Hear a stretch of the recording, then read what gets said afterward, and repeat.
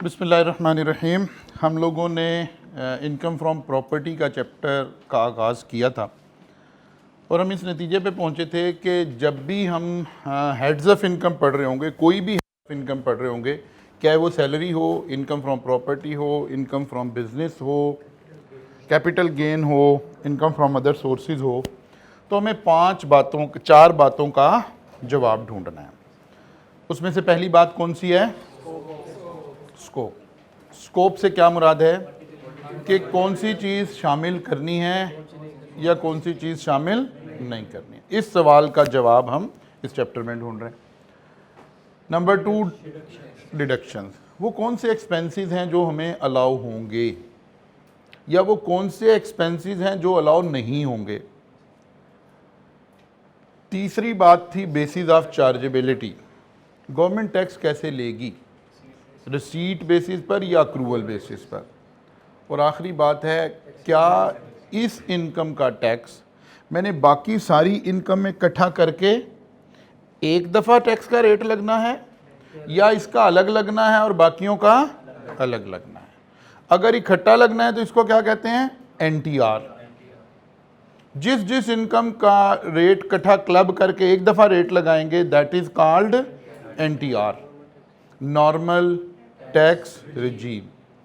और जिसका अलग करना है, फाइनल टैक्स रिजीम। कि यार ये जो आया ना आपका प्रॉफिट, इसका टैक्स तो हमने अलग देखना है, तो फिर ये क्या कहला रहा होगा? Final tax regime. अब पहचान क्या होगी? हमें कैसे पता चलेगा, पढ़ते हुए कैसे पता चलेगा कि ये एनटीआर का जिक्र हो रहा है, या अगर उस चैप्टर में पढ़ते पढ़ते टैक्स के रेट भी आने शुरू हो जाएं तो वो फिर एफटीआर है। अदरवाइज रेट का तो जिक्र कहाँ जाकर आना था? अलग आना था, शेड्यूल 1 शेड्यूल 2 में आना था, ठीक है ना। अगर उस इनकम का रेट, क्योंकि जो एनटीआर की इनकम है इसमें ये नहीं लिखा हो सकता कि कैपिटल इनकम फ्रॉम प्रॉपर्टी का ये रेट है, नहीं, ये तो एक ओवरऑल रेट लगना है जो जाहिद कवी के ऊपर लगना है, ठीक है ना। जब हमने रिटर्न जमा करानी है, जैसे हमारे जल्दी रिटर्न जमा कराने की डेट क्या होती है? 30 सितंबर। अब जैसे ये साल था तो 2022, टैक्स ईयर 2022 ख़त्म कब हुआ था? 30 जून 2022, नॉर्मल वाला। इन सारे लोगों ने कल इस तारीख तक रिटर्न जमा करवानी थी, लेकिन मुल्क की हालात को देखते हुए ये रिटर्न चली गई है 31 अक्टूबर 2022 तक, और इंशाल्लाह फिर अक्टूबर के बाद नवंबर, फिर दिसंबर, ठीक है ना। तो सम टाइम ऐसे होता रहता है, ठीक है, डेट एक्सटेंड भी होती रहती है। अच्छा जी,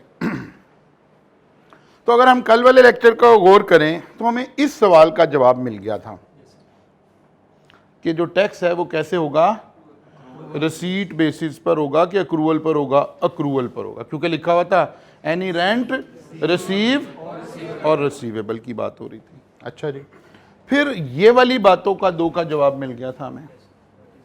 व्हाट इज इंक्लूडेड? 3 चीजें इंक्लूड कर रहे थे कलम। एक rent of the rent of owner of the land and building, एक ये शामिल कर रहे थे, एक फॉरफिटेड डिपॉजिट कर रहे थे, और तीसरी चीज नॉन एडजस्टेबल एडवांस। कैसे शामिल करना है वो आज बात करेंगे, लेकिन कॉन्सेप्चुअली पता चल गया कि ये 3 चीजें शामिल होंगी। क्या शामिल नहीं होगा? उसने कहा यार plant and machinery together with building, ये शामिल नहीं होगा। और अगर उस बिल्डिंग की एमिनिटीज यूटिलिटीज लें तो ये वाली अमाउंट शामिल नहीं होंगे। उधर पूरी की बात हो रही थी, यहाँ इसकी बात हो रही है। इसका मतलब है यही चीज़ें हम कर रहे हैं। और जब कल को हम ये सोचेंगे कि यार ये चैप्टर मेरा तैयार हो गया है कि नहीं हो गया, अगर इस स्लाइड को देखकर पूरा चैप्टर नज़र आ रहा है तो इसका मतलब तैयार हो गया, ठीक है ना। बच्चा कहता है जी मैं टेस्ट दूंगा, मेरे टेस्ट में नंबर आएंगे। हाँ, टेस्ट भी देंगे, टेस्ट में नंबर भी आएंगे, वहाँ से भी पता चलेगा। लेकिन अल्लाह के हुक्म से हर उससे हेड ऑफ इनकम की इस स्लाइड को देख के पता चल जाया करेगा आपको कि आपकी तैयारी है या तैयारी नहीं है। यहाँ से पता चलेगा। अगर ये 8 बातें नज़र आ रही हैं आपको कि इस चैप्टर में इन 8 बातों का क्या जवाब, बिल्कुल आपका चैप्टर तैयार है, कोई घबराने की ज़रूरत नहीं। आप एग्ज़ाम दें, इस वाले चैप्टर में से आप पास हो जाएंगे। इनकम फ्रॉम प्रॉपर्टी, ये बात कल हमने कर ली थी। फिर हमने रेंट को डिफाइन किया था कि rent means any amount receive or receivable by the owner of the land and building and include any forfeited deposited. आसान कर लिया हमने अपने लिए, ठीक है ना। फॉरफिटेड डिपॉजिट को कल हमने समझ लिया था कि अगर आप घर बेचने के लिए रखें, बयाना ले लें और डील कैंसिल हो जाए, तो वो जो पैसे आपके पास रह गए हैं that is called forfeited deposit. ठीक होगी बात जी। अच्छा जी, नाउ फिर हमने बात की थी ये वाली विच इज नॉट इंक्लूडेड, ठीक है ना। Any rent receive by the person against the lease of the building together with plant and machinery. और यहाँ समझने वाली बात ये थी कि लॉ की लैंग्वेज का मतलब यह है कि सारी अमाउंट ही निकल गई है। एग्जामिनर हमें सिनेरियो में अपोर्शन करने की तरफ जहन लेकर जाएगा, इस तरह से जैसे मैंने ये एग्जाम्पल यहाँ बनाई हुई थी, ठीक है ना। तो आज आपने कोशिश करनी है या इसका प्रिंट ले ले या सॉफ्ट में ही पढ़ने की आदत डाल लें, तो नथिंग लाइक इट। अच्छा जी, फिर दूसरी बात की थी एमिनिटीज़ यूटिलिटीज़ की बात हमने की थी।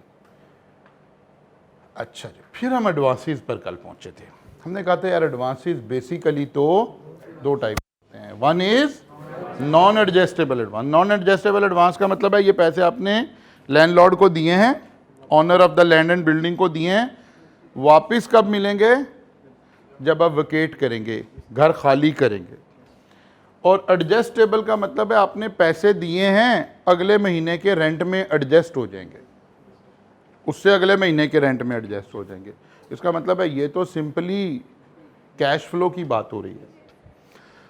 मसलन एक बच्चे के पेरेंट्स आए साथ, उन्होंने आके हॉस्टल का पता किया कि यार भाई क्या रेंट है, उन्होंने कहा जी 16,000 हम मंथली लेंगे। उन्होंने कहा यार 6 महीने का तो ये पकड़ो ना पैसे,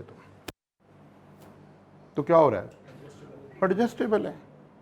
लेकिन साथ ही हॉस्टल वाले ने कहा कि नहीं नहीं 10,000 रुपया मैंने आपसे एज आ सिक्योरिटी लेने हैं, ये एडजस्ट नहीं हो रहे, ये नॉन एडजस्टेबल है। ये जब आप हॉस्टल वेकेट करेंगे एट दैट टाइम आपको वापस मिल रहे होंगे।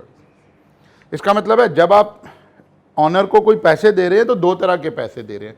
तो एग्ज़ाम में हमें ज़रा अपने उस खौफ से बाहर आके पढ़ के एवेल्यूएट करना है कि क्या बात हो रही है, एडजस्टेबल की बात हो रही है या कि नॉन एडजस्टेबल की। सारा माहौल बना के बीच में चुपके से वो कह जाएगा कि ये नॉन एडजस्टेबल था और आप ये वाली प्रोविज़न लगा रहे होंगे, तो एक्चुअली यही तो पढ़ रहे हैं। इसीलिए तो हम फ्लो चार्ट्स बना बना के आपको समझा रहे होते हैं, ताकि आपको समझ आए कि ये सिनेरियो तो मैंने ऐसे बिहेव करना है, ये सिनेरियो तो मैंने ऐसे बिहेव करना है।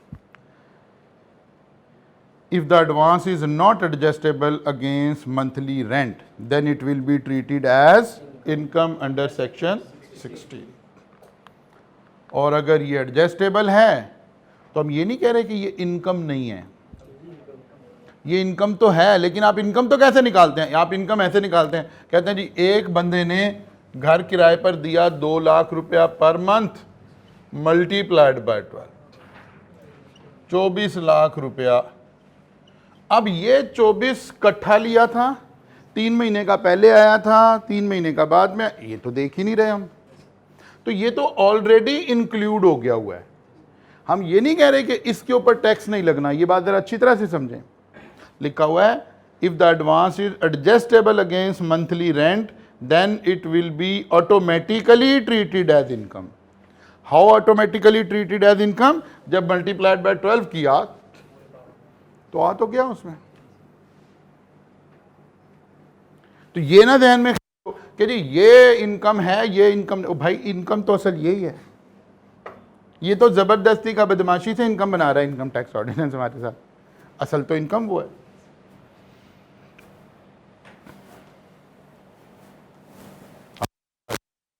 डर की प्रेस कॉन्फ्रेंस सुनते लेट हो गए। अच्छा जी, बात समझ आई है जी। अब आगे चलते हैं जी, यहाँ से हमने एक्चुअली वो ये वही वाली बात। अब देखिए हमने सारा कुछ कल का रिवाइज किया 5 मिनट लगा के, लेकिन आप लेट हो गए हैं, इसलिए भाई क्लास टाइम पे आए। नॉन एडजस्टेबल एडवांस, एक्चुअली हमारा ताल्लुक इस प्रोविजन को पढ़ते हुए किससे है? Non adjustable advance. लेकिन एक बड़ी मजे की बात है, लॉ में अल्फाज पर गौर करना है हमने।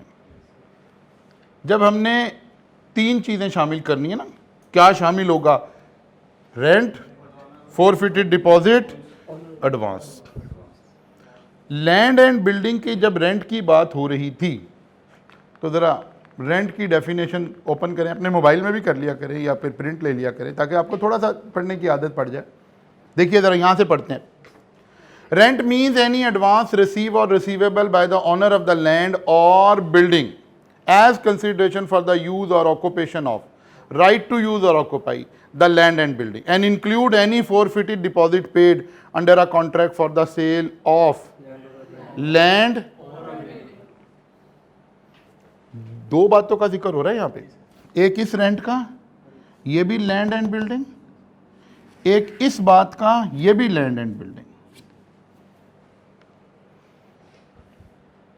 बात समझ आइए, दोनों लैंड एंड बिल्डिंग। लेकिन जब एडवांस का जिक्र हो रहा है ना, वहाँ खाली लफ्ज़ लैंड लिखा हुआ है तो बिल्डिंग लिखा हुआ है। देखिए ज़रा, अगर हम लैंड किराए पर दें खाली और नॉन एडजस्टेबल एडवांस रिसीव कर लें तो वो इनकम नहीं बनेगा, वो नहीं इनकम बनेगा। क्योंकि जब लॉ के अल्फाज अभी देखते हैं, जब पहुंचते हैं वहाँ पर, तो लिखा हुआ है ऑनर ऑफ द बिल्डिंग। तीन चीज़ें आई थी, नॉर्मल वाला लैंड, लैंड का भी बिल्डिंग का भी, ऑनर का। फोरफिटेड डिपॉजिट लैंड का भी बिल्डिंग का भी। अब प्लॉट बेचने रखें, घर बेचने रखें, अगर बाहर भाग गया तो ये पैसे आपका रेंट बन गया। आपने एडवांस लिया है, ये 7 वाला प्लॉट खाली है, राइस वाले कहते हैं यार आप जब तक खाली है भाई हमें पार्किंग के लिए दे दो। वो कहते हैं ठीक है जी 5 लाख रुपया एडवांस दे दें और लाख रुपया महीने का रेंट दे दें। ये वाला 5 लाख रुपया इसकी इनकम में शामिल नहीं होगा क्योंकि ये सिर्फ ऑनर ऑफ बिल्डिंग। लेकिन इस बिल्डिंग के ऑनर को जो हमने दिया हुआ एडवांस वो शामिल होगा। अब आप कहेंगे सर इसकी लॉजिक क्या है? तो लॉ में बस एक लॉजिक है। क्या लिखा हुआ है? लॉ अल्फाज का मजमुआ है, जो लिखा हुआ है वैसे चलना है। ठीक होगी बात जी? अच्छा जी, if tenancy continue more than 10 year, अगर एक टेनेंट आया, टेनेंट किसको कहते हैं? किराएदार को कहते हैं। एक किराएदार आया और वो 10 साल से ज्यादा अरसे तक रहता रहा तो क्या होगा? ड्यूरिंग 10 ईयर क्या होगा और आफ्टर 10 ईयर क्या होगा? एक्चुअली लॉ थोड़ा सा हमें रैशनलाइज कर रहा है। लॉ कहना ये चाह रहा है, मैं इधर साथ साथ थोड़ी सी बात आपको समझाता हूँ। लॉ ये कहना चाह रहा है कि जो आप एडवांस रिसीव करोगे ना, कौन सा एडवांस? Non adjustable advance. फिर और कौन सा एडवांस? Against building. ठीक है ना? ऐसे कहिए, non adjustable advance against building. ठीक है ना? लिखें, एक लाइन लिख लें।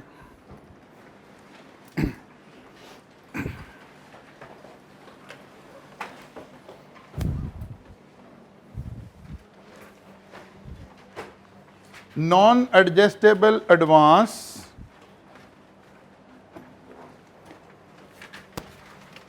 Non adjustable advance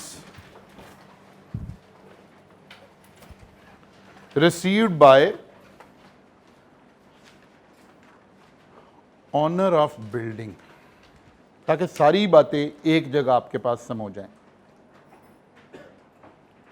non adjustable advance received by owner of building, लफ्ज़ ओनली भी लगा दें ताकि आपका जहन फौरन सिग्नल ले के लैंड नहीं लेना। इसका जिक्र हो रहा है। बात क्लियर हुई? किसका जिक्र हो रहा है? Only owner of the building. Non adjustable advance received by only owner of building. मसलन एक बिल्डिंग के ऑनर ने 10 लाख रुपया एडवांस रिसीव किया। अब लॉ क्या रहा है? लॉ ये नहीं कह रहा कि इस 10 लाख को मैं उठाकर आपकी पहले साल की इनकम में डाल दूंगा। ये उसने बताया हम इसे इनकम ट्रीट करेंगे, लेकिन अब वो बताने जा रहा है कि नहीं, हम इसका क्या करेंगे? 1/10 जो है ना, 10वां हिस्सा हर साल इनकम में शामिल करते जाएंगे। फर्ज किया ये बंदा 2 लाख रुपया मंथली किराया ले रहा था और 10 लाख इसने एडवांस लिया और 1 जुलाई को ये बिल्डिंग किराए पर चढ़ी। पहला साल मुकम्मल होगा तो एक तो हम 2 लाख रुपए को मल्टीप्लाई करेंगे 12 से, 24 लाख रुपया ये रेंट आ जाएगा। फोरफिटेड डिपॉजिट तो हमने बोला ही नहीं है।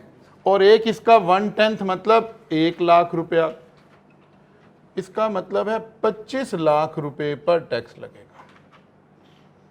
ये 10 लाख का 10 लाख नहीं ऐड हुआ। 1/10 of the non-adjustable advance received from owner of the building will be added in a year। ठीक है जी, मैं करता हूं repeat. 1/10 of unadjustable advance shall be included in income of the taxpayer under the head income from property। 10वां हिस्सा 10%, 1 lakh add हो गया, अगले साल फिर 1 लाख ऐड हो गया, फिर 1 लाख ऐड हो गया, फिर 1 लाख ऐड हो गया, फिर 1 लाख ऐड हो गया। 10 सालों में 1-1 लाख करते करते ऐड हो गया। अब अगर ये टेनेंट अभी भी नहीं जा रहा, 11वें साल भी हमारी बिल्डिंग में ही रह रहा है, तो no amount will be added under the head income from property after 10 years. क्योंकि जिस 10 लाख को इनकम बनाना था वो तो सारी इनकम बन चुकी है। बात समझ आई है? वो इनकम सारी की सारी तुम्हारी इनकम में चली गई है जी। अगली दफा भी 10 का ही लेना है, उससे अगली दफा भी 10 का ही लेना है, स्ट्रेट लाइन पे रहना है। अकाउंटेंट वाला रिड्यूसिंग बैलेंस वाला ध्यान में नहीं लाना। यही लाना चाह रहे हो ना? नहीं, वो नहीं लाना। 10 बस 110 110 110 110। ठीक हो गई बात? 10 साल तक टेनेंसी रही, ऐसे चलता रहा चलता रहा चलता रहा चलता रहा चलता। 11वां साल 12वां साल, अब ये बंदा 50 साल रहता रहे, अब कुछ ऐड नहीं होना। 10 साल के बाद कुछ ऐड नहीं होना। पहला आसान सिनेरियो तो ये आ गया। लेकिन अगर इस बंदे ने घर खाली कर दिया 10 साल से पहले, तो पहला उसूल तो ये बताया लॉ ने आपको कि भाई जिस साल ये टेनेंट आएगा ना, अब आपके ध्यान में, अच्छा एक सवाल यहां से पहले ये पैदा करते हैं कि सर आपने तो कह दिया ये बंदा आया कब? 1 जुलाई को, क्योंकि मैंने पूरा 12 महीने की इनकम डाली है। अगर ये पूरे साल के लिए नहीं आया था, ये तो 6 माह के लिए भी आया था, यानी 1 जनवरी को किराए पे गया मकान मेरा, तो फिर क्या होगा? वो कहता है यार ये वाला जो एरिया है ये मल्टीप्लाइड बाय 6 हो जाएगा। 2 लाख मल्टीप्लाइड बाय 6, 12 लाख ये आ जाएगा। और अब इसका वो कहता है ये पूरा ही लेना है, 1/10 ऐसे ही चलना है, ये लाख रुपया ऐसे ही आएगा, क्या है 1 दिन के लिए भी क्यों ना आए हो आप। बात समझ आई है? यानी ये 1/10 हमने, जैसे वो कहते थे ना full year depreciation in the year of purchase, ये उस स्टाइल पे चल रहे हैं कि टेनेंट जिस मर्जी तारीख को आए, जिस टैक्स ईयर में आएगा, 1/10 ऑफ द एडवांस ऐड हो जाएगा। ये बात क्लियर हो गई? और जिस साल छोड़ के जाएगा उस साल कुछ ऐड नहीं होगा। रेजिडेंट वाला काम नहीं कर रहे कि आने वाला दिन भी काउंट करेंगे, जाने वाला दिन भी काउंट करेंगे। नहीं, ऐसे नहीं कर रहे यहाँ पे। लॉ ने कहा जिस साल टेनेंट आएगा उस साल 1/10 ऐड हो जाएगा, जिस साल टेनेंट जाएगा उस साल इस टेनेंट का कुछ ऐड नहीं होगा।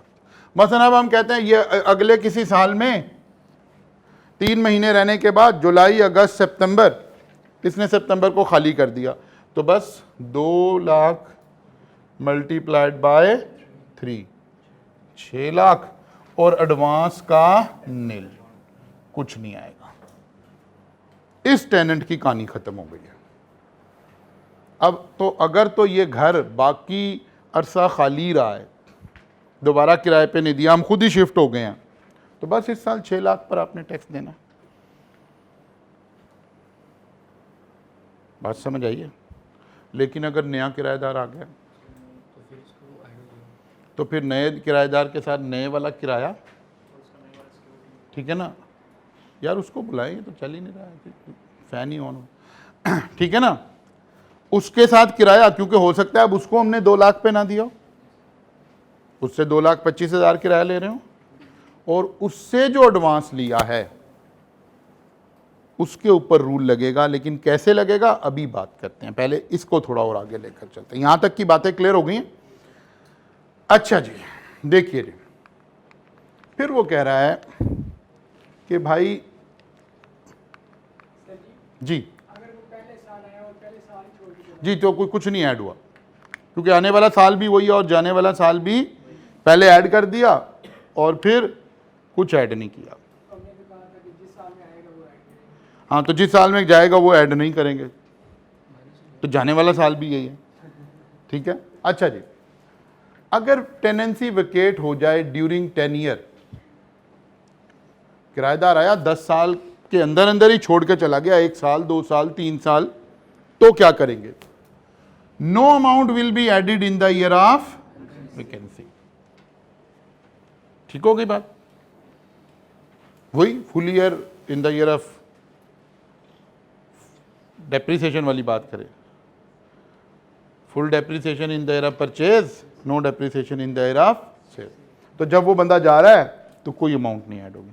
अब बाद दफ़ा होगा एग्जामिनर कहेगा वो उसने 30 जून को घर खाली कर दिया, पूरा साल रह के गया है, कुछ ऐड नहीं होगा। अब दूसरे वाली बात आ गई कि अगर नया, हामिद यार इसको देखो चल रहा है, if the property is let out against an other non adjustable advance, एक नया बंदा आया है, ठीक है ना, एक नया बंदा आया है, उस फिर कोई और एडवांस लिया होगा हमने, new advance less the portion of previous advance already charged to tax shall be chargeable equally in 10 year.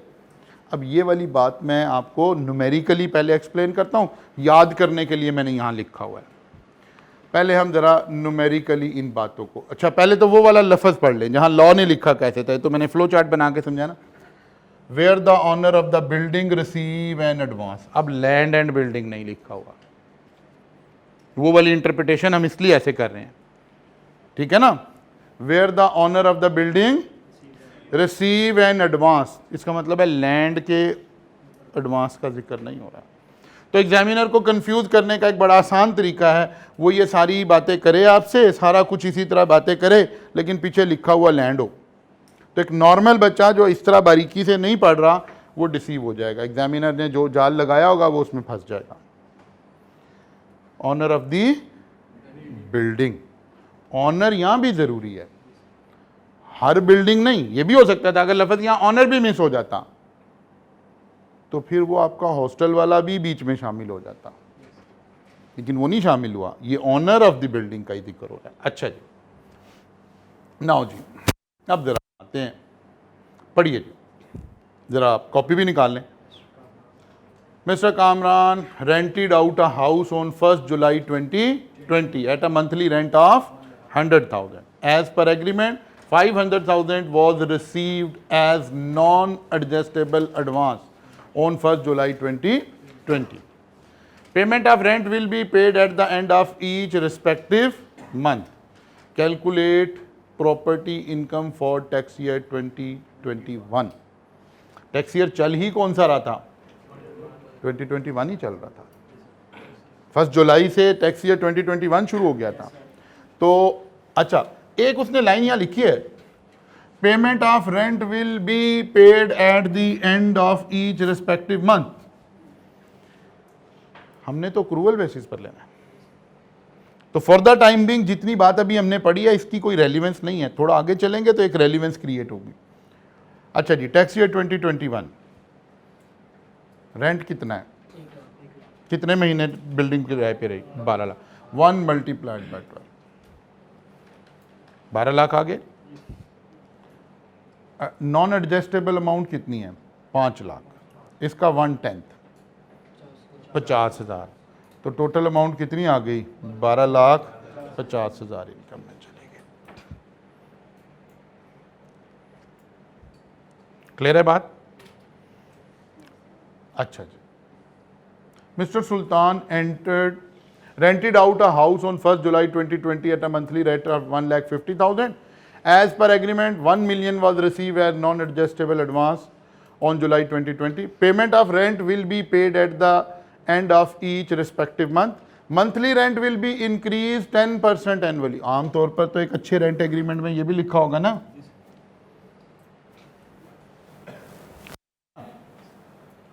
अब देखना है घर किराए पर किस साल चढ़ा है? 2000 टैक्स ईयर 2021, लेकिन वो कह रहा है calculate property income for tax year 2022। तो आंखें खोल के रिक्वायरमेंट पढ़ के उसके मुताबिक चलना, एकदम से जज्बाती होके ठक ठक ठक ठक कैलकुलेशन ही करके आ जाने। वो कह रहा है मुझे 2022 की इनकम बताएं। 21 की पूछे, हम 21 की भी निकाल सकते हैं यहां से, लेकिन वो कह रहा है 22 की बताएं। अब 22 में असल कहानी क्या है? रेंट हो गया है यकम जुलाई से 10% इंक्रीज। रेंट था कितना? 1.5 लाख।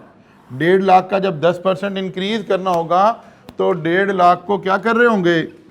क्यूएम तो पढ़ के लगता आई होंगे ना आप, 1.1 से मल्टीप्लाई कर देंगे ना, या 10% लेकर ऐड कर देंगे तो कितना हो गया? 1,65,000। ठीक है ना? इसका मतलब है जब हम अब रेंट की बात कर रहे होंगे तो क्या बात कर रहे होंगे? रेंट कितना आ जाएगा हमारे पास? क्या एग्जामिनर को ऐसे कैलकुलेशन करके दिखाएं, इंटू 1.1 इंटू 12, ताकि एग्जामिनर को बात मार्किंग करना इजी हो। क्या 19,80,000। ठीक होगी बात? एडवांस कितना इंक्रीज करना है? शाबाश, एडवांस नहीं इंक्रीज करना। आपका किराया हॉस्टल का इंक्रीज हो तो सिक्योरिटी तो इंक्रीज नहीं होगी ना, जो दी हुई है वो तो शुरू में दे दी थी। तो यहां बच्चा बाद दफा ये वाली गलती कर जाता है। ठीक है ना? तो वो 1 मिलियन का 110, तो 1 लाख रुपया वो आ जाएगा हमारे पास। तो ये आ जाएगा कितना जी? 20,80,000 रुपया आ जाएगा। अब देखें कहीं नहीं लिखा हुआ कि टैक्स का रेट क्या है। इसका मतलब है पता चल रहा है ये इनकम कहाँ जा रही होगी? एनटीआर में जा रही होगी।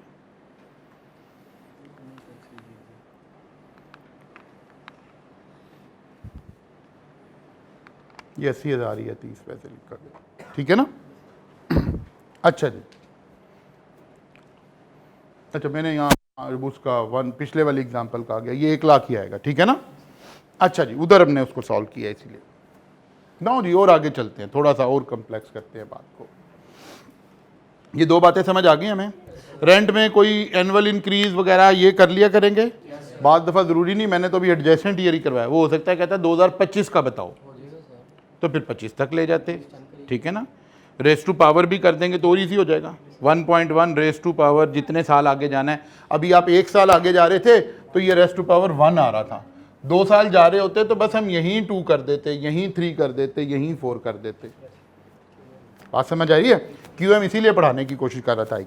अच्छा जी, आगे आते हैं। Mister rented out house on 1st July 2020 at a monthly rent of 100,000. As per agreement, 1 million was received as unadjustable advance on 1st July 2020. Payment of rent will be paid this. Tenant vacated the house on 31st December 2022. Calculate the income from property. Rent में कोई increment की बात हो रही है? कोई नहीं हो रही है। हमने किराए पर जगह दी कब है? 1 जुलाई 2000 यानी टैक्स ईयर 2021 में। खाली कब हुआ है? टैक्स ईयर 2023 में।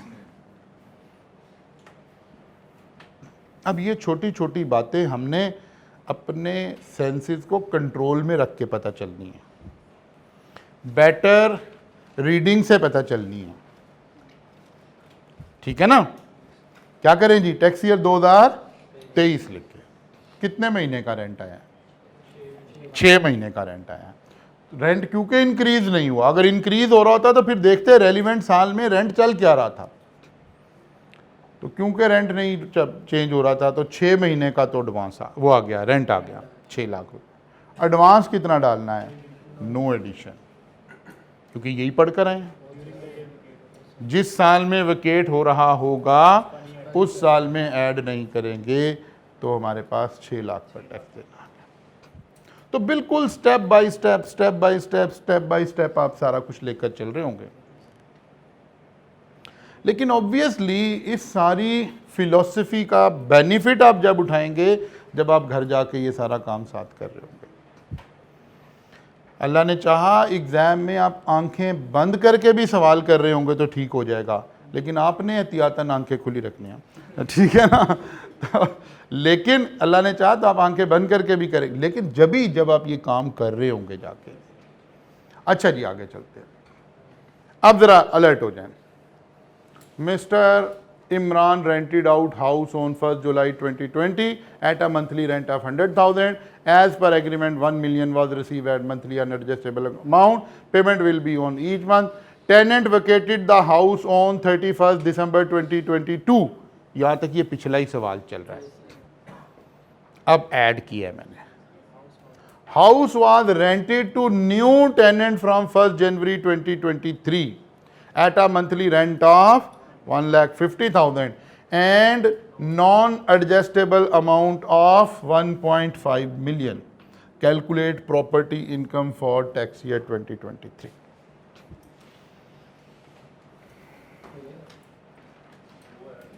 ठीक है ना। अब क्या करना है? पहली बात, हम किसकी इनकम कैलकुलेट कर रहे हैं?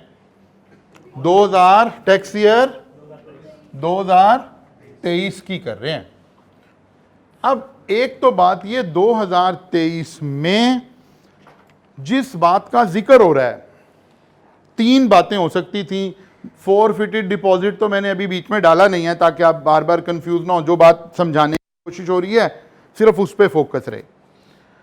तो फोरफिटेड डिपॉजिट तो नज़र नहीं आ रहा।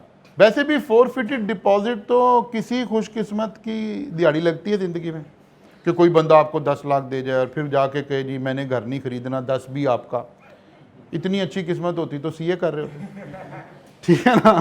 तो ये वाली बात तो हमारे हर एक के हिस्से में नहीं आती, इसलिए ये बात इसीलिए नेचुरली सवाल में भी बार बार नहीं आ रही होती। लेकिन ज़रा गौर करें, 3 बातें हैं। एक मंथली रेंट है, एक फोरफिटेड डिपॉजिट है, एक नॉन एडजस्टेबल एडवांस है। नॉन एडजस्टेबल एडवांस के बारे में बात हो रही है कि जब बंदा छोड़कर जाए उस साल में जाने वाले बंदे का नॉन एडजस्टेबल एडवांस ना लिखा जाए। ये बात हम पढ़कर आए हैं और ये बात हमने अभी यहां अप्लाई की है। इसका नहीं लिखा हुआ कि चलो जी जब ये वेकेट कर रहा है तो उस दफा इस पर भी टैक्स नहीं लेंगे। नहीं, इस पर तो टैक्स ले रही है गवर्नमेंट, नजर आ रहा है, इस पर टैक्स ले रहे हैं हम। किस पर टैक्स नहीं ले रहे? Non adjustable. इसका मतलब है इस सिनेरियो में भी 6 महीने का रेंट हम पुराने टेनेंट का पुराने रेट पर लेंगे। किस रेट पर? 1 लाख रुपए पर। और 6 महीने का रेंट नए टेनेंट का लेंगे 1.5 लाख पर। रेंट तो आना ही आना था। अब कहानी रह गई किसकी? नॉन एडजस्टेबल एडवांस की। पुराने टेनेंट का नॉन एडजस्टेबल एडवांस नहीं लेंगे, लेकिन नए वाले का लेंगे। लेकिन यहाँ लॉ ने एक बात आपको समझाई है कि लेना कैसे है। वो कहता है जब टेनेंट चेंज होगा ना तो उसूल है न्यू एडवांस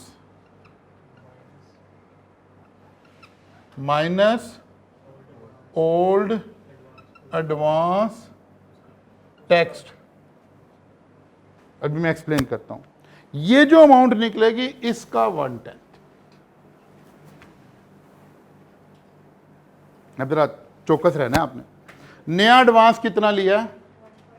15 लाख रुपया माइनस, वो ये नहीं कह रहा पहले कितना लिया था।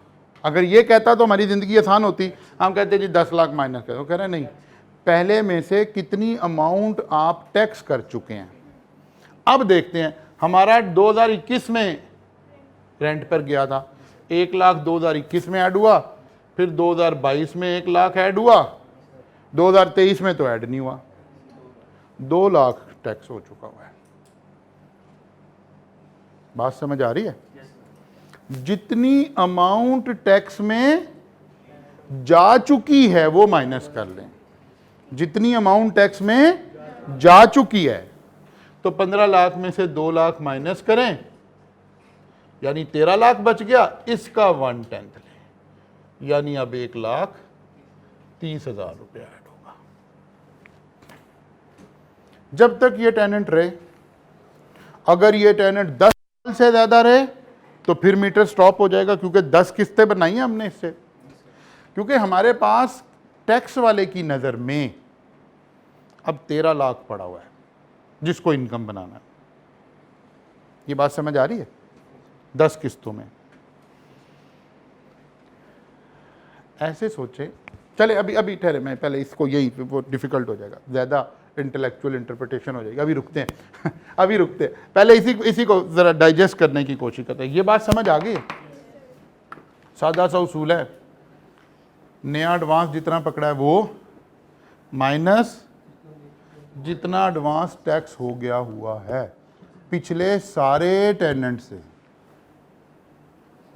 सिर्फ पिछले वाले नहीं, पिछले आज तक जितने आए हैं। हो सकता है जीरो हो जाएगा, माइनस में जा सकता है, क्योंकि हम ऐड की बातें कर रहे हैं। सर जी, ये बात कब होगी ना, जब हम मतलब टेनेंट आता 10 साल के लिए रहे और 2 साल या 1 साल नहीं, 10 के लिए ना आए, आने वाला कब बताता है? अगर वो 3 साल के लिए आता है तो फिर भी 10% रहेंगे। आने वाले का तो पता ही नहीं ना उसने कब जाना है, ठीक है ना? आने वाले का तो पता नहीं कब जाना है, तो वो तो हो सकता है थोड़े दिन बाद ही चला जाए, महीने बाद ही चला जाए। मेरे साथ हुआ ऐसे, मेरे वालिद साहब उस वक्त अल्लाह जन्नत नसीब करे हयात थे, तो जो वालिद साहब ने घर बनाया हुआ था, वो घर बनाया हुआ हमारे पास एक दूसरा घर था, वहाँ रहते थे, तो वो किराए पर दे दिया। मैं पुरानी बात कर रहा हूँ। तो 2-4 साल एक बंदा उस मकान में रहा, उसको अल्लाह ने अपना घर दे दिया, वो अपने घर चला गया। एक अगला किराएदार आया, वो भी 1-2 साल बाद अपने घर में चला गया। तो उस गली में मशहूर हो गया कि ये मकान बड़ा बरकत वाला है तो जो इसमें आता है अल्लाह उसे अपना घर दे देता है। मेरे वालिद साहब के एक दोस्त थे, वो आए और कहने लगे, कवि साहब इस दफ़ा घर खाली होना तो आपने मुझे किराए पे देना। मैंने सुना आपके घर में जो भी आता है अल्लाह उसे अपना घर दे देता है। उन्होंने कहा यार ये तो ऐसी बात ही है ना, इसका क्या? नहीं नहीं नहीं नहीं नहीं, आप मेरे से वादा करें, आप अगर घर अब खाली होगा आप मुझे बताएंगे। और जी अल्लाह की करनी, कोई 6-8 महीने बाद घर खाली हुआ, वालिद साहब ने उन्हें बता दिया। उन्होंने कहा जी ठीक है ठीक है। उन्होंने घर शिफ्ट किया, 20 दिन के बाद मिठाई का डब्बा लेके घर आ गए तो ये तो आने वाले का क्या पता होता है तो आते वक्त तो नहीं पता कि वो कितने अरसे के लिए आया है, तो अल्लाह ताला ऐसे भी बात दफ़ा कर देता है। अच्छा जी, तो हम ये कह रहे हैं कि भाई वो जितने भी प्रीवियस एडवांस है, लेकिन जाहिर है एग्जामिनर एक डिफ़िकल्टी लेवल तक ही रहेगा ना, या तो वो डायरेक्ट बता देगा कि प्रीवियसली इस घर में 8 लाख टैक्स हो चुका है, तो बस ठीक है, हम 15 लाख में से 8 लाख माइनस कर देंगे। या हो सकता है अगर सिनेरियो देगा तो बस ऐसे ही देगा ना किसी एक बंदे का, तो वहाँ से कैलकुलेशन कर लेंगे। देखिए ज़रा, कौन सा टैक्स ईयर चल रहा है? 2023। पुराना टेनेंट 6 महीने रह के गया, नया टेनेंट, ये रेंट की बात हो रही है। ओल्ड टेनेंट का रेंट, न्यू टेनेंट का रेंट। अब एडवांस की बात आई, 15 lakh minus 2 lakh multiplied by 110। ठीक हो गई बात? तो टोटल अमाउंट लगा दिया, हमारे पास आंसर आ गया। क्लियर हो गई बात जी? अच्छा जी, तो ज़रा वापस जाते हैं जहाँ से हम छोड़ आए थे कुछ बात, कि हम उसको वापसी पर एक्सप्लेन करते हैं। यहाँ तक हमने पढ़ लिया था, तो यहाँ है जी, व्हेन टेनेंसी वेकेटेड, अगर कोई बंदा खाली कर जाए घर, ठीक है, तो ज़रा देखिए, अगर 10 सालों में खाली कर जाए, no amount will be added in the year of vacancy. किसके अगेंस्ट? एडवांस के अगेंस्ट, रेंट की बात नहीं हो रही। If the property is let out against another non adjustable advance, new advance less the portion of previous advance already charged to tax shall be chargeable equally in 10 tax year commencing from the tax year in which the advance is received from succeeding tenant। succeeding means बाद में आने वाला, ठीक है ना। succeeding tenant, succeeding कौन था? 15 लाख हुआ।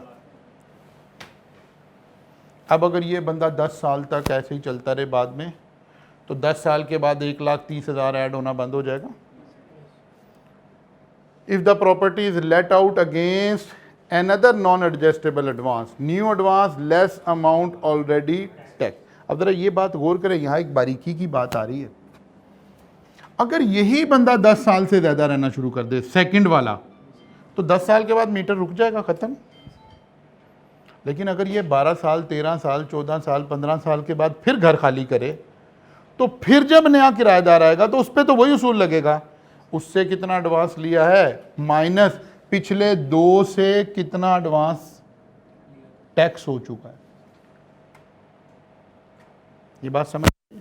अब जरा मैं बात करने लगा, उसको समझेंगे तो बात आपको क्लियर हो जाएगी। जी बताइए, पूछिए। टैक्स के अमाउंट है, अगर ये न्यू एडवांस से ज्यादा हो तो फिर क्या कह रहे हैं? मतलब टैक्स के अमाउंट पहले आप हाँ, वो ये मैं एक्सप्लेन करता हूँ। जब भी लॉ कहता है ना कि चीज़ ऐड करनी है, तो कहता है कि वैसे मैथमेटिक्स में तो आप कहते हो ऐड का मतलब सब्ट्रैक्ट भी होता है। जब आप एपीजीपी नहीं पढ़ रहे थे, तो एपी का क्या मतलब था? अर्थमेटिक प्रोग्रेशन का क्या मतलब था? जिसमें कुछ ऐड हो रहा हो। लिखा डेफिनेशन में ऐसे होता था, लेकिन आप कहते थे नहीं सर, ऐड भी हो सकता है 2 और माइनस भी हो सकता है 2। तो mathematically add means both function. लेकिन लॉ में जब वो कह रहा हो ना कि हम ऐड करेंगे, तो इसका मतलब है पॉजिटिव आंसर की बात हो रही है। मसलन जो बात आप कह रहे हो, आप ये कहना चाह रहे हो अगर हमने एक बंदे से 15 लाख रुपया एडवांस लिया और पिछले लोगों से 20 लाख रुपया टैक्स करवा चुके हैं, मुख्तलिफ लोगों से, तो क्या अब 5 लाख माइनस होगा मेरे उसमें से? तो लॉ का उसूल यह कहते हैं नहीं नहीं, की गुफ्तगू कर रहे हैं। डिडक्शन अलग टॉपिक है, वही पहली स्लाइड में आए। क्या है डिडक्शन? तो उधर जानी है। वो कहते हैं डिडक्शन इसमें शामिल नहीं है। नेगेटिव आंसर आने का मतलब है कुछ ऐड नहीं होगा।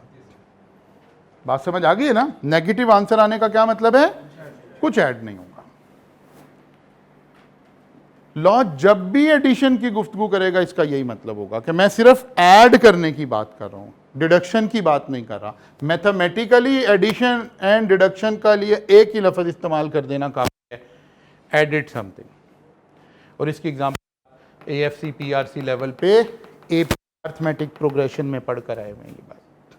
अच्छा जी, मैं ये क्या कर बताने, हाँ अच्छा जी, 2 बातें और समझानी थी आपको क्लैरिटी ऑफ कॉन्सेप्ट के लिए। देखिए ज़रा, एक शख्स है, उसने एक बिल्डिंग का एडवांस लिया 1.2 मिलियन, 12 लाख, और टेनेंट 12 साल में घर खाली करके चला गया। उसने फिर नए टेनेंट को किराए पर दिया, लेकिन उसने दोबारा 12 लाख ही एडवांस लिया। एडवांस की अमाउंट पर उसने इन्फ्लेशन अप्लाई नहीं की। तो इस बंदा, क्योंकि ये 10 साल से ज़्यादा रह के गया, तो लामहला 12 लाख का 12 लाख 1,20,000 पर ईयर होते होते हो चुका होगा। अब जब हम उसूल लगाएंगे, new advance 12 lakh minus old advance 12 lakh, तो ऐड क्या हुआ? बात समझ आई है? अब ज़रा यहाँ से लेजिस्लेटर की इंटेंशन रीड करते हैं। लेजिस्लेटर ये चाहता था कि अगर आप 12 लाख एडवांस लेते हो ना तो ये ज़िंदगी में एक दफ़ा टैक्स हो जाए। अब अगर ये बंदा 12 लाख ही एडवांस लेता रहे क़यामत तक तो दोबारा इसने कभी टैक्स नहीं देना। एडवांस की अमाउंट लाइफ में एक दफ़ा टैक्स होने जा रही है, लेकिन क्योंकि हम एडवांस साथ साथ बढ़ाते जाते हैं तो वो इंक्रीमेंटल इफेक्ट की वजह से चेंज आ रही होती है। बात समझ आ रही है? या अगर आप एडवांस बढ़ाएं भी और 10 साल पूरे हो गए हैं, मसलन ये 12 लाख हो गया था, नए से आपने 15 लिया है, तो ज़रा देखिए एकदम से फिगर नीचे चली जाएंगी। 15 में से 12 तो माइनस हो जाएगा, बाकी तो सिर्फ 2 लाख बचा। अब 2 लाख की 10 किस्तें बनेंगी। हाँ, एक चीज़ याद रखें, इंस्टॉलमेंट हमेशा दोबारा से 10 बनेंगी। जब भी चेंज आएगी दोबारा 10 इंस्टॉलमेंट, फिर 2-3 साल बाद चेंज आ गई, दोबारा 10 इंस्टॉलमेंट, फिर कोई चेंज आ गई, फिर दोबारा 10 इंस्टॉलमेंट। बात समझ आ गई है? अच्छा जी, अब ये लॉ ने ये सब कुछ लिखा हुआ था जिसको मैंने आपको डिफरेंट फ्लो चार्ट्स की मदद से एक्सप्लेन किया। Where the owner of the building receive an advance which is not adjustable against rent, the whole of advance shall be treated as rent chargeable to tax under the head income from property in the year of receive. इसका मतलब है यहां legislator के ध्यान में है पहला साल, and the following 9 tax year in equal proportion. यहां से पता चला कि नहीं पहले साल सारी अमाउंट नहीं बल्कि 1/10 of such unadjustable advance shall be included in the income of the taxpayer under the head income from property commencing from the in which the advance is received. अब यहां भी बड़ी बात है, जैसे ही आप लॉ को उसके अल्फाज से पढ़ना सीखेंगे तो वो जो एग्जामिनर में एग्जामिनेशन हॉल में एक ब्लास्ट होता है ना, धमाका होता है कि हो सर ये बात तो पढ़ाई नहीं हुई थी किसी ने, ये तो किसी किताब में लिखी नहीं हुई थी। आप ऐसे समझे लॉ का वो वाहिद पेपर है जिसमें एग्जामिनर आउट ऑफ सिलेबस एक राई के दाने के बराबर नहीं पूछ सकता। क्यों भाई? लॉ तो लेजिस्लेटर एक राई के दाने के बराबर चेंज नहीं कर सकता। एक कॉमा, एक फुल स्टॉप गलत लगा हुआ लेजिस्लेटर भी चेंज नहीं कर सकता जब तक पूरा लेजिस्लेशन का प्रोसेस ना लगा दे। तो जो बच्चे आके बाहर कह रहे हैं वो क्या बात है? वो ये बात है कि बच्चे लॉ के सब्जेक्ट को अकाउंटिंग की तरह पढ़ रहे हैं। नहीं, लॉ के सब्जेक्ट को लॉ की आंख से पढ़ना सीखें। कल मैं, मेरा ख्याल है सी लॉ की क्लास में, मैं लॉ में अक्सर एक बात कहता हूँ, भी ज़रा थोड़ा रिफाइन हो जाए फिर आपको बताऊँगा भी, लेकिन कल ये सी लॉ की क्लास पढ़ा के फारिग हुआ तो एक बच्ची रुक गई और एंड में उसने मुझसे एक सवाल पूछा कि सर ये लाइन मुझे समझ नहीं आ रही। मैंने कहा बेटा आप बैठ जाओ। मेरा एक डायलॉग है, लॉ में अगर हम पढ़ते हुए गलत जगह सांस ले लें ना तो लॉ का मीनिंग बदल जाता है। सांस भी वहीं लेना है जहाँ लॉ कह रहा है। मैंने उसे बच्ची को बिठाया, मैंने उसी से पढ़वाया। मैंने कहा रुक जाओ, फिर मैंने कहा आगे पढ़ो, फिर मैंने कहा रुक जाओ, फिर मैंने वो फिक्रा 3 हिस्सों में बटा था। मैंने कोई एक लफ्ज़ नहीं समझाया। कहते सर मुझे समझ आ। क्या हो रहा था? वो गलत जगह सांस ले रही थी। तो लॉ एक ऐसा खूबसूरत सब्जेक्ट है लेकिन पढ़ा ऐसे जाए तो। अब ज़रा देखिए मैं क्यों ये सारी तकरीर कर रहा हूँ। Income of the tax year under the head income from commencing from the tax year in which the advance is received। अब जरा देखें मैं क्या करने लगा हूँ। एग्जामिनर क्या करता है जब बच्चे आके बाहर चीखें मार रहे होते हैं कि ओहो ये तो पता नहीं क्या हो गया।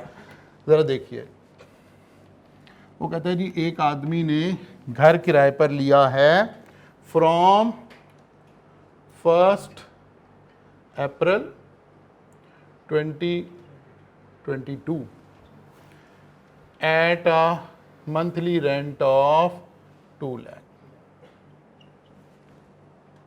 ठीक है, साथ ही वो कहता है advance of rupees 1.5 million will be paid as a security deposit on 15th July 2022. फिर कहता है you are required to calculate income chargeable under tax 2022 and 2023। अब वो जो बच्चे पढ़ के गए हो ना अकाउंटिंग वाले मिजाज से ला, उनके तो फरिश्ते नहीं है सॉल्व कर सकते, क्योंकि उन्होंने तो रुक के सांस लिया ही नहीं है कि ये सारी बातें जब रेंट का एडवांस रिसीव होगा जब शुरू हो रही हैं। रेंट इटसेल्फ अक्रूवल पे चल रहा है, advance in the year which the advance is received. ईमानदारी से बताएं, आप में से कोई ये सही कह रहा था अगर ये इंटरप्रिटेशन हम यहाँ ना करते? नहीं करते हम भी। ये वो दावत है जो हम देने की कोशिश कर रहे हैं इस क्लास में। ये वो फ़र्क है जो मार्केट में हम क्रिएट करने की कोशिश कर रहे हैं। लेकिन हर बच्चे के बस की बात नहीं है कि ये बात बर्दाश्त करे। बच्चे कहेंगे यार नहीं नहीं जाहिद साहब तो यार ठीक है बस, नहीं नहीं फलां टीचर से पढ़ लेते हैं यार वो रटा लगवा देगा। वो अल्लाह के बंदो, ये वो सब्जेक्ट है जो आपके जीन्स में उतरना है। ये सारी ज़िंदगी आपने इस सब्जेक्ट की इंटरप्रिटेशन से अपनी प्रोफेशनल लाइफ ग्रूम करनी है, वरना आर्टिकल में भी और इधर उधर भी फिर आप जलीलो ख्वार हो रहे होंगे, क्योंकि आप तो पढ़ के ही नहीं गए हुए। पास हो सकता है आप फिर भी हो जाएं, क्योंकि पास होने के लिए तो 50 नंबर चाहिए ना, 100 थोड़े चाहिए। तो 50 नंबर किसी भी तरह आ गए तो पास तो हो गए, ओके फाइन। लेकिन लॉ नहीं पढ़ा आपने, ये बात तय है कि आपने लॉ नहीं पढ़ा। लॉ पढ़ने का मतलब है आज के बाद इस बजट में फर्ज किया कोई चेंज आ जाए तो आप उसको खुद पढ़ के कहें कि हाँ सर मुझे समझ आ गई है, ये जो कल चेंज किए ना गवर्नमेंट ने, इसका ये मतलब है। लेकिन ये जब होगा जब आप पढ़ना सीखेंगे। देखिए हमने फ्लो चार्ट्स बनाए, आपको कॉन्सेप्ट समझाने के लिए सारा काम किया। अब इसके बाद ये हम ना लिखते, सारी बात तो एक्सप्लेन हो गई है। यहाँ से शुरू हुए हम इसे एक लाइन को एक्सप्लेन करने के लिए। एक स्लाइड ये बनी, फिर ये बनी, फिर ये बनी, सारी बात एक्सप्लेन हो गई है। लेकिन नहीं नहीं, हमारे ज़मीर पे बोझ है कि बच्चे को लॉ तो पढ़ना अभी नहीं सिखाया, अब यहाँ बैठ कर लॉ पढ़े, क्योंकि लॉ ने ये लैंग्वेज लिखी है। This is the major problem. तो हर बच्चा हमारे से टैक्स नहीं पढ़ सकता, ये बात याद रखें। वही बच्चे पढ़ सकते हैं जो टैक्स सीखना चाहते हैं, जिनके मिजाज में है कि यार हमने पढ़ना है तो सीखना भी तो है ना। और ये नहीं कि आप ये कहें कि नहीं नहीं ये तो सर अपने मिजाज से बातें कर रहे हैं। नहीं नहीं, अभी मैं जब पास पेपर करवाऊंगा तो आपको दिखाऊंगा एग्जामिनर इसी बारीकी से पूछ रहा है आपसे। आईकैप के एग्जामिनर से ज़्यादा तो बारीकी में कोई नहीं पूछ सकता। और पर्टिकुलरली अभी जो लास्ट अटेम्प्ट में ट्रेंड सेट हुआ है सारे लॉ के पेपर्स का, बी लॉ का, सी लॉ का पर्टिकुलरली, वो कहता है भाई अब समझ के आओ, ये क्या तुम रटा लगा के आ गए। तो बगैर समझे तो काम आईकैप में चल नहीं सकता। इसलिए इस बात को अब आपने एक एक लाइन को पढ़ना सीखना है। क्या? क्योंकि असल में लॉ मोहताज है अल्फाज का। लॉ से इंटरप्रिटेशन हमने अल्फाज से करनी है, उसी से लॉ के मीनिंग बनने हैं, उसी से कैलकुलेशन बननी है, उसी से सारा कुछ बनना है। तो आज आपका जनाब यहाँ तक हमारा ये सारा काम हो गया। आपके ज़िम्मे ये छोटी छोटी इलस्ट्रेशन हैं, इन सारों को अब आपने जाकर करना है। काफ़ी सारी मैंने आपको करवा दी हैं, यहाँ तक ये सारे काम अब आप करेंगे। इसके बाद हम डिडक्शंस की बात करेंगे, अगले पॉइंट की मंडे को आएंगे तो इंशाअल्लाह।